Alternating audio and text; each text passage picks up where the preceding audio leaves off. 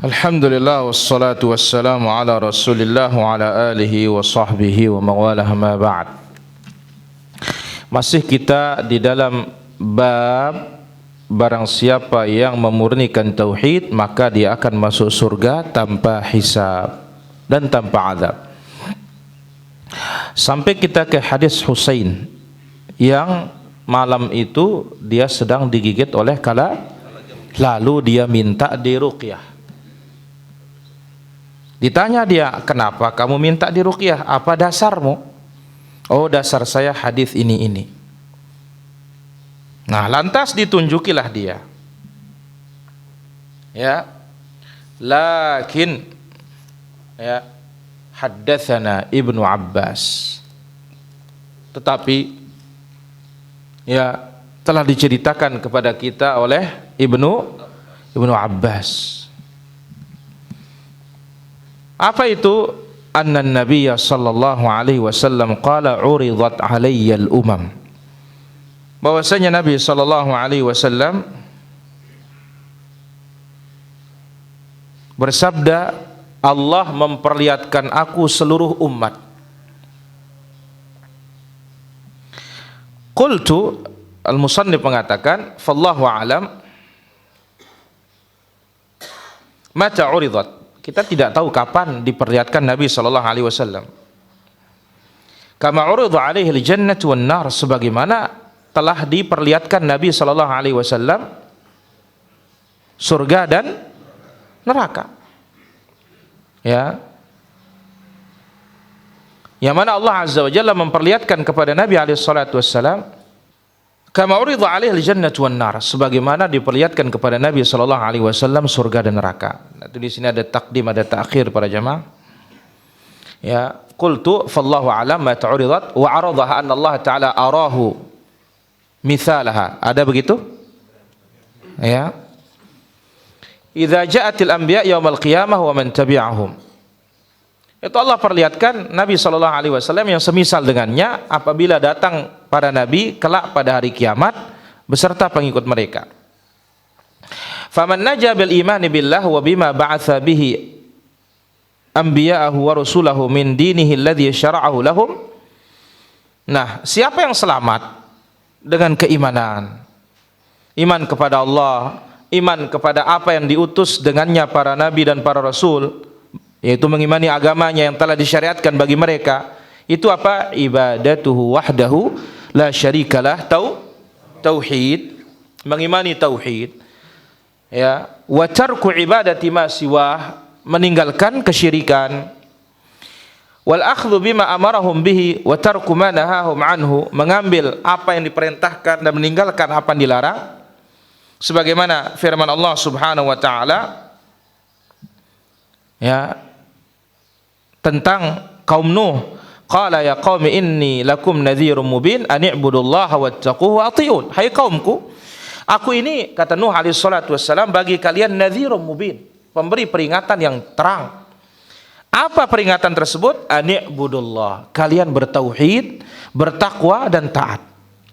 Nah, fa ibadatuhu, beribadah kepada Allah, wa tauhiduhu, mentauhidkan Allah, wa taqwahu, bertakwa kepada Allah, wa ta'atuhu, dan ketaat kepada Allah, bimtithali ma amarahum bihi, melaksanakan perintah dan meninggalkan larangan, taat kepada Rasul sallallahu alaihi wasallam. Wa hadza huwa ad-din, inilah agama. Alla yu'bada illallah, jangan diibadahi kecuali Allah. Wa alla yu'bad illa bima syara' fi'lan wa tarkan, jangan diibadahi Allah kecuali dengan yang yang disuruh laksanakan, yang dilarang tinggalkan. Wa an yuqaddam, dan didahulukan taat kepada Rasul sallallahu alaihi wasallam di atas apa yang dia cintai dan di atas apa yang dia sukai. Nah, di sini ada riwayat penjelasan ya, kama uridat alail jannah wan nar, sebagaimana diperlihatkan Nabi surga neraka waktu Nabi salat kusuf. Sebagaimana dalam Sahih Bukhari, Nabi sallallahu alaihi wasallam salat memimpin kami, lalu naik di atas mimbar, kemudian berisyarat dengan tangannya ke arah kiblat, lalu Nabi sallallahu alaihi wasallam bersabda, aku sudah lihat sekarang sejak aku salat ini ya surga dan neraka. mumatsalatin fi qiblati hadzal jidar, yang ada di kiblat tembok ini. Berarti apa? Seperti layar TV. Falam ara kal-yawm fil khairi wasyarr, aku tidak pernah melihat hari ini sehebat surga atau kehebatan sehebat surga, dan tidak pernah aku melihat kengerian sengeri api neraka. Jadi yang dipertanyakan atau yang dipermasalahkan di sini, ya, uridat alayyal umam, Allah perlihatkan aku umat ini. Bagaimana caranya? Allahu a'lam. Allahu a'lam. Ya. Jadi hanya Allah Azza wa Jalla yang tahu bagaimana cara Allah Azza wa Jalla memperlihatkan nabinya surga, memperlihatkan nabinya neraka. Demikian juga hadis ini, hanya Allah Azza wa Jalla yang tahu bagaimana cara Allah memperlihatkan nabinya umat-umat yang ada yang sudah mati itu semuanya. Diperlihatkan nabi, diperlihatkan pengikut. Ini tentu di luar nalar manusia. Kita hanya bersandar kepada dalil saja. Baik. Baik. Di sini dikatakan oleh Nabi SAW, ketika Allah memperlihatkan nabinya umat-umat itu, faraaitun nabiyya wa ma'ahu rahat, aku lihat ada seorang nabi punya pengikut kurang dari 10 orang. Itu nama rahat. Al-ashrah famadun, 10 ke bawah. Kemudian wan nabiyya wa ma'ahu rajul war rajulan, ada nabi pengikutnya 1 orang, ada nabi pengikutnya dua orang. Wan nabiyya wa laysa ma'ahu ahadun, ada juga nabi tidak punya pengikut. Jadi dikirim ke kaumnya, ternyata enggak ada yang nerima. La ilaha illallah. Sebagaimana Allah Azza wa Jalla sebutkan di dalam firman-Nya dalam surah Al-Hijr ayat 10-11, walaqad arsalna min qablika fi syi'il awwalin, kami telah utus rasul min qablik, sebelumnya Muhammad, fi syi'il awwalin, pada kelompok-kelompok terdahulu. Wa ma ya'tihim min rasulin illa kanu bihi yastahzi'un, ketika datang rasul itu diperolok-olok, enggak ada yang nerima. Taib. Nah, di sini ada dalil annan najin, yang selamat dari umat-umat terdahulu itu sedikit, dahulu maupun sekarang. Kebanyakan orang itu lebih dominan tabiat manusianya menentang para rasul, maka mereka celaka. Maka itu sebabnya dalam suratul An'am ayat 116 Allah berfirman, wa in tuti aktsara man fil ardi yudilluka an sabilillah, kalau engkau taati kebanyakan orang di muka bumi ini, engkau akan disesatkan dari jalan Allah. Maka oleh karena itu jangan ikuti orang banyak, ikutilah yang benar, dalil, bukan ikuti orang banyak. Sebab kalau orang banyak ini akan menyesatkan kita. Kemudian dalam surah Al-A'raf ayat 102, wa ma wajadna li aktsarihim min ahadin wa in wajadna aktsarahum lafasiqin, kami temukan aktsarahum lafasiqin, kebanyakan manusia itu fasik. Ya, kemudian surat Ar-Rum ayat 42, ya, kana aktsaruhum musyrikin, kebanyakan manusia itu syirik. Dan yang semisal dengan ayat ini sangat banyak para hadirin dalam Al-Qur'an. Nah, yang selamat meskipun aqallul qalil, sedikit sekali, tapi tetap mereka dikatakan as-sawadul a'zam, kelompok yang terbesar. Jadi jumlah boleh kecil, tetapi nilai mereka terbesar. Kenapa? Li'annahumul a'zamuna qadran indallah wa in qallu, mereka yang lebih besar nilainya di sisi Allah meskipun jumlahnya sedikit. Jadi kualitas. Taib. Oleh karena itu seorang muslim hendaklah waspada, jangan tertipu dengan banyak. Ini hati-hati nih para jamaah, jangan tertipu dengan jumlah. Banyak orang tertipu dengan banyaknya jumlah, ya, dari orang-orang mengaku dirinya berilmu, ya, akhirnya apa? Keyakinan orang berilmu sama dengan keyakinan orang awam.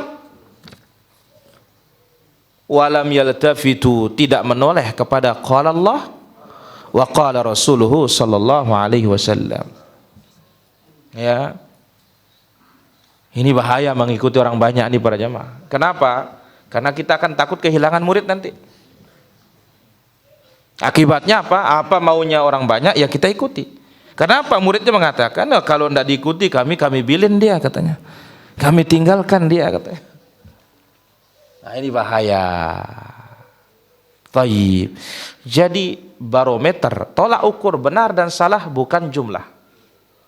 Benar dan salah kembali kepada dalil. Iqra Zaki. Kemudian hadis ini panjang memang para jamaah. Jadi ada nabi dilihat oleh nabi kita sallallahu alaihi wasallam, pengikutnya berapa? 10 ke bawah, ada yang 1, ada yang 2, ada yang tidak ada. Nah, tiba-tiba saat itu ketika Allah perlihatkan idrufi ali sawadun azim. Diperlihatkan di hadapanku, diangkat di hadapanku jumlah yang sangat besar. Aku mengira itu adalah umatku. Faqilali, maka dikatakan kepadaku hadza Musa wa qaumuhu, ya Muhammad, itu Musa beserta kaumnya. Di sini menunjukkan keutamaan pengikut Nabi Musa dari Bani Israel yang beriman kepada para rasul, yang beriman kepada kitab-kitab yang diturunkan oleh Allah kepada mereka, Taurat, Injil, Zabur, Furqan dan yang lainnya. Nah, Bani Israel sebelum terpecah mereka banyak. Dan nabinya juga banyak. Nah, setelah itu terjadi apa yang terjadi berupa perpecahan. Barulah Nabi menyebutkan apa? Yahudi pecah menjadi 71, Nasrani pecah menjadi 72. Di sebelum terjadi perpecahan mereka banyak. Maka di sini dikatakan idrufi ali sawadun azim. Tiba-tiba Allah angkatkan aku jumlah yang sangat banyak. Wahadal hadis ini menunjukkan bahwasanya pengikut Nabi Musa itu sangat banyak. Dia pengikut Nabi yang paling banyak setelah Nabi Muhammad sallallahu alaihi wasallam. Maka kalau menyebutkan wa faddalnahum 'alal 'alamin, kami lebihkan mereka di atas alam semesta ini, ai fi zamanihim. Ya, di zamannya dia yang paling mulia. Wa dzalika anna fi zamanihim wa qablahum mimman kafara billah khalqul la yuhsihim illallah. Di zaman Nabi Musa dan sebelumnya yang kafir itu banyak, seperti kelompoknya Jalut, kemudian Bukhtanassar yang menyerbu Palestina dan semisalnya. Nah, maka Allah lebihkan Bani Israel dengan keimanan. Akhirnya mereka menjadi orang yang paling mulia di zamannya, bukan paling mulia di atas kaum muslimin sekarang, dah.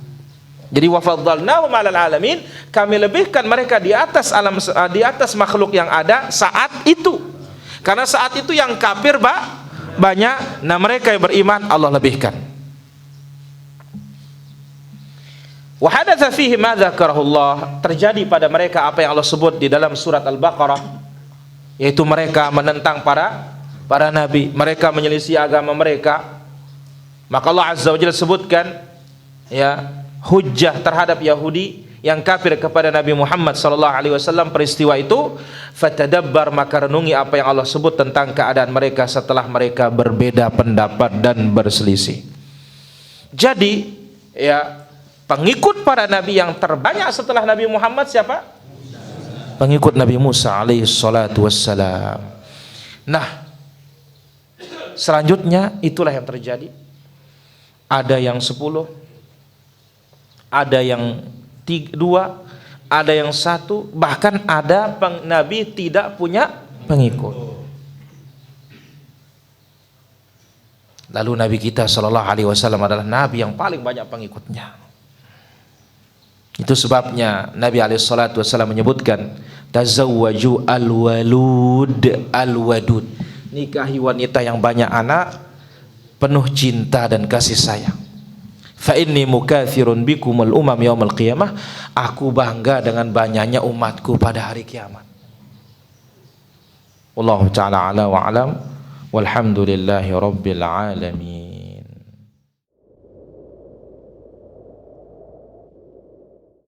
Baik, lanjut Abu. Nawah yang kita lo nyolatin ben nguburang itu. Wah tiang nyolatin pin nguburang. Nah tiba-tiba ketut yang wah lempas ya. Jadi Abu Sayyab sholat jenazah. Tahu-tahu sampai sana sudah selesai. Selesai. Terus Nah, terus Allahumma saya betul-betul kita tadi. Oh, sampai sana Allah Maha dia katanya. Terus? Tiba-tiba lalu loh kubur ya campur itu nih. La ilaha illallah, sampai kubur campur baur katanya. Campur gaul di bidah nih. La ilaha illallah. Nah, terus lagu sunnahnu baca doa dari dulu. Nah, terus bidahnu baca doa wah sawir wah. Sunnah niki. Terus? Nyenang kami wah ya niki wah. La ilaha illallah. Terus? Pulang wah. Allah berpulang wah. Apa pertanyaan kan berita masih bro no? Pertanyaannya kumbi ke hukumnya itu. Oh iya. Pertama disebutkan di antara fikihnya Imam Ahmad rahimahullah, orang meninggal dunia ya terjadi ada perbuatan maksiat dan dosa dilakukan oleh pengantar jenazah tidak menggagalkan hak yang meninggal dunia. Yang punya hak itu yang mati soalnya. Tidak gugur kewajiban kita mendatanginya gara-gara ada orang berbuat bid'ah. Karena yang punya hak yang mati bukan yang hidup. Yang berbuat bid'ah ini kan orang hidup. Jelas Abu Sayyaf? Beda kalau orang ngundang kita walimahan. Di sana ada organ tunggal.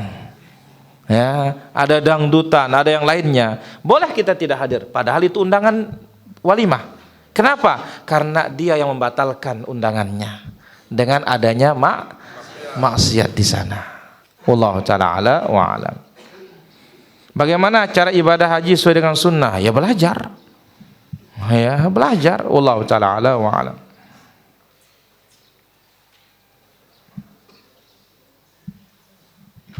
Baik, silakan ada pertanyaan lagi. Abu Hur. La ilaha illallah.